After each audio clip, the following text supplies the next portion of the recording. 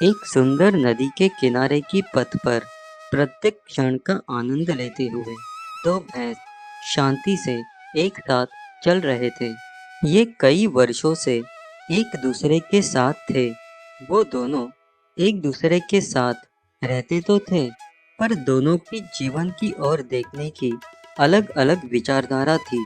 जैसे ही वो दोनों नदी पार करने के स्थान पर पहुंच जाते हैं, तभी पास की झाड़ियों से एक शेर वहां आ जाता है। क्षमा करें, पर मैं पानी के भीतर जाने से बहुत डरता हूँ। क्या आप में से कोई एक मेरी मदद कर सकता है इस नदी को पार करने के लिए? उन दोनों में से एक ने सिर हिलाया। हाँ, क्यों नहीं, मैं तुम्हारी मदद कर सकता हूँ। मेरे पेट पर चढ़ जाओ, मैं नदी पार कर लूंगा। शेर उसके पेट पर चढ़ गया। अब वो तीनों नदी पार करने लगे।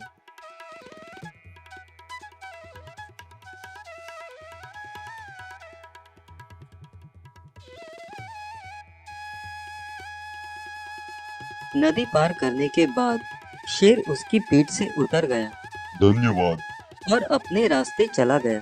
उन दो भैंसों ने एक दूसरे की ओर देखा और फिर अपने रास्ते चलने लगे, प्रत्येक क्षण का आनंद लेते हुए।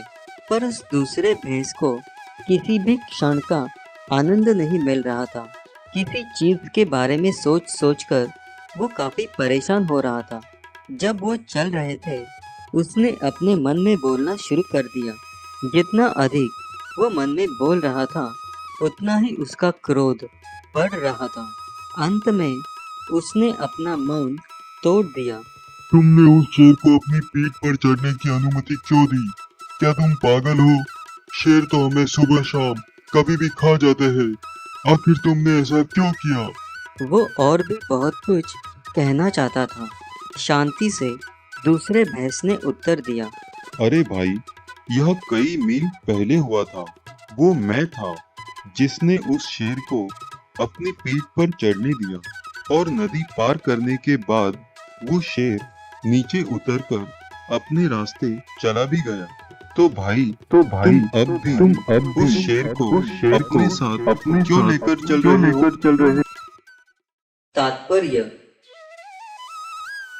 कभी कभी हम बीती घटनाओं में कुछ ऐसे उलझ जाते हैं कि हम वर्तमान में जीना ही छोड़ देते हैं। ये तुमने क्या किया?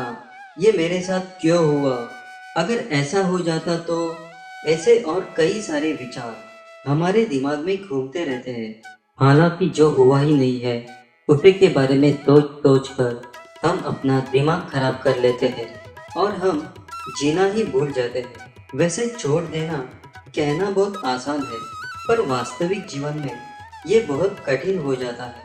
अपने मन को भी अभ्यास और प्रशिक्षण की जरूरत होती है। खैर, हम तो सिर्फ अच्छी बातें ही बोल सकते थे। बाकी मर्जी आपकी।